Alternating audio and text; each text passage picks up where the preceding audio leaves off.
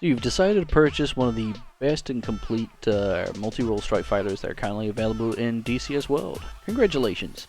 JF17 is a superb Chinese-built / Pakistani-inspired aircraft, and needless to say, we'll have fun. First off, kicking this off from Cold Dark, we're going to get some parking coordinates. And while that's happening with the crew, we're going to turn battery, AC, and DC gen on. Set the combat panel for jammer and WMDs. Turning up our volume controls for our comms, test mails, and missile warning system. And once the ground crew says call to raid, we move it over to GC, set the RAM, and tell Susie to be quiet. Remove the ejector seat safety. Air for G-suit, engine shafts, radio on, oxygen on, and uncouple the throttle. Engine control on, start pump, seats down and armed. Parking brake off, and start engine. Now you can leave the master arm on and the parking brake on, just gotta remember to turn them off later on if you get distracted. Forget to do them later on. And you can't hear right now, but the engine is firing up. I will press 1 on the keyboard to bring us across to the engine control panel so we can actually see that the engine is idling up. Same time, we'll bring up the INS page so we can see the timer, which is currently at 3 minutes and 23 seconds. A full ground alignment is 4 minutes. A flight ground alignment, which is like combat flight, is 30 seconds. Bring up all our panels.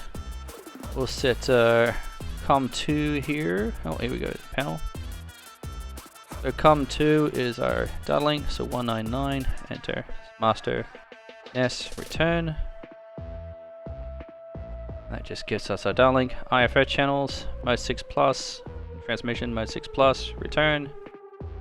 And that's pretty much the base of it. CAS, or air, navigation is set to auto for waypoints and such. And the system is slowly coming online, engines are now idled out.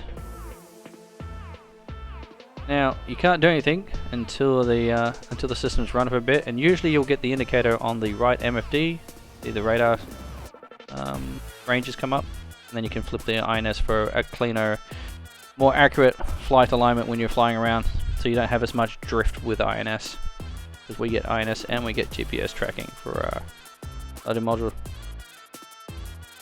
Now, there are 2 maps. You can have the standard topography, or you get another map, which I think is called TAC map. Can't quite remember the name of it. But basically, if you see the old topography style maps, you just need to flip it over.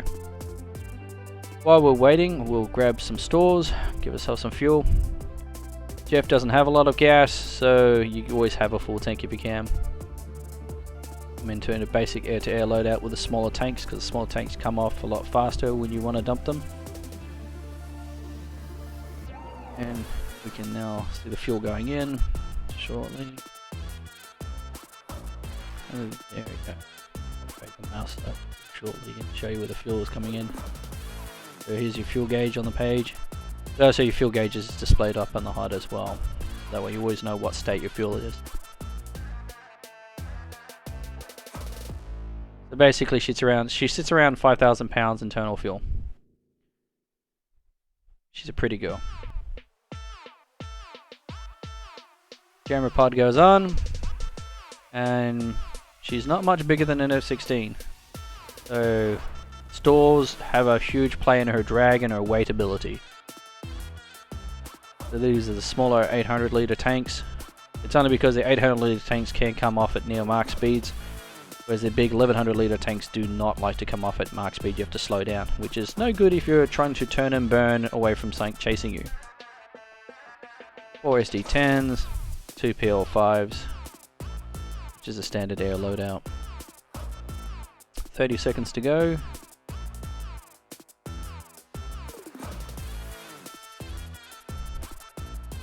And since we've got the stores on, we might as well update the DTC, and since we're only doing air combat maneuvers, we're not worrying about things like pre-planned yet. So we won't bother messing with the F10. And DTC. So she's fed by a cartridge system. So every time you rearm, refuel, you need to update the DTC. So you have to eject it, tell the DTC to update, put it back in.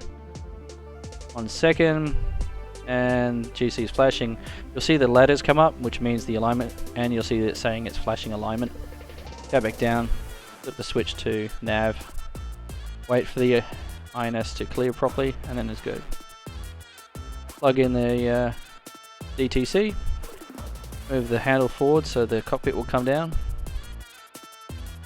And now we start loading in navigation stores and pages and information. Now I won't lock the canopy just yet because I'll leave it to show you what can happen if you don't pay attention.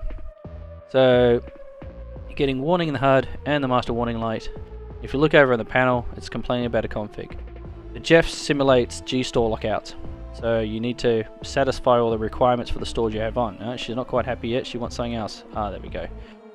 So the air-to-air load locks out the AA, and the AG mode is being locked out because of the fuel. Now she's still whinging because we haven't actually locked the canopy. That canopy will come off at speed, so once you get above 400 knots she will just disconnect from the aircraft. Nicely. And that's pretty much it. We're now good to taxi and get out.